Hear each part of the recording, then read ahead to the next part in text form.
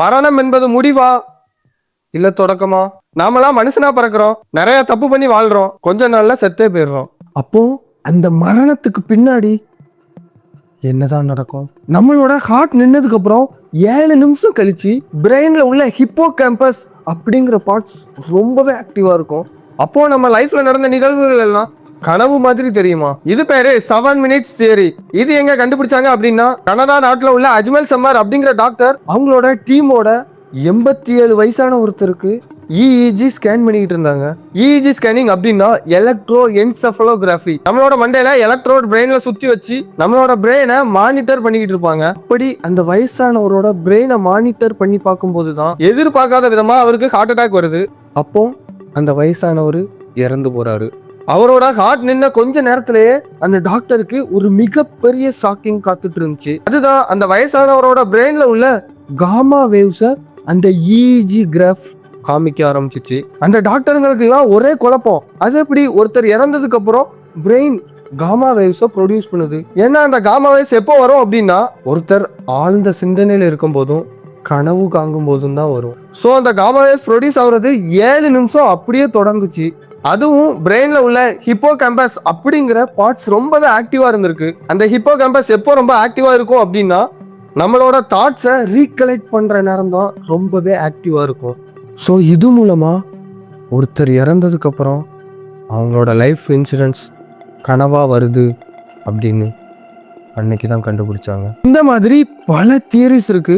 அதுல 2வது தியரி என்ன அப்படின்னா, நம்மளோட சோலுக்கு 21 கிராம் வெயிட் இருக்கிறது. அமெரிக்கா நாட்டை சேர்ந்த டங்டன் மெக்டோவன் அப்படிங்கிற டாக்டர் ஒரு மனுஷன் இறந்ததுக்கு அப்புறம் அவனோட உடம்புல இருந்து 21 கிராம் கம்மியாகுது அப்படிங்கிறத கண்டுபிடிக்காரு.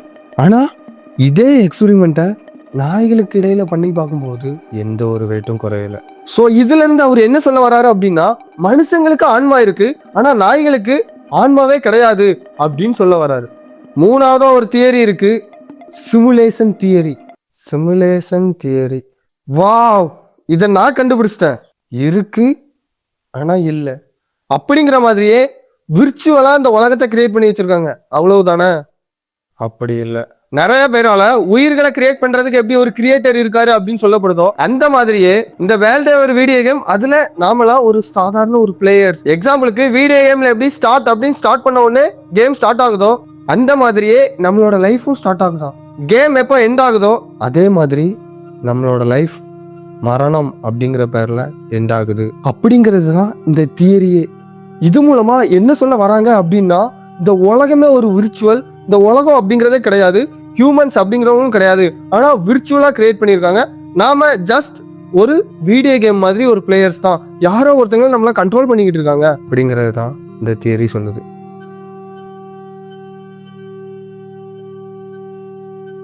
4வது உள்ள தியரி, மரணத்துக்கு அப்புறமும் லைஃப் இருக்கு அப்படிங்கிறது தான் அந்த தியரியே. சொர்க்கமா இருக்கலாம், நரகமா இருக்கலாம். நல்லது பண்ணா நீ சொர்க்கத்துக்கு போலாம், கெட்டது பண்ணா நீ நரகத்துக்கு போவ அப்படிங்கிற தியரிய இந்த உலகத்துல 90% ஆஃப் பீப்புள் நம்புறாங்க.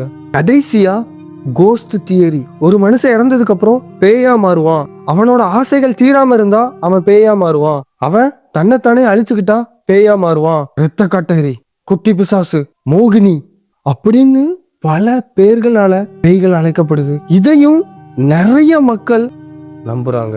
Okay, fine fine fine. பிறக்கிறதுக்கு முன்னாடி என்ன நடந்துச்சு அப்படின்னு நமக்கு தெரியாது. நாம தூங்குனதுக்கு அப்புறம் நமக்கு என்ன நடக்கு அப்படிங்கறதும் தெரியாது. இறந்ததுக்கு அப்புறம் என்ன நடக்கும் அப்படிங்கறதும் தெரியாது. மூணுலையுமே கோரிலேட் ஆகுறது கான்சியஸ் மைண்ட் தான். ஆக்சிடென்ட் ஆனா நிறைய பேருக்கு இது தெரியும். நாம ஒரு இதுல மோதுறதுக்கு முன்னாடி வரைக்கும் நமக்கு கான்சியஸ்னஸ் இருக்கும்.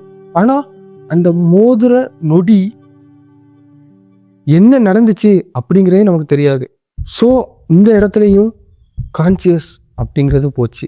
ஆனால் சப்கான்சியஸ் ஒர்க் பண்ணிக்கிட்டு தான் இருக்கு. அப்போ மரணம் அப்படிங்கிறது கான்சியஸ் மைண்ட் அழிஞ்சு போகிறதா?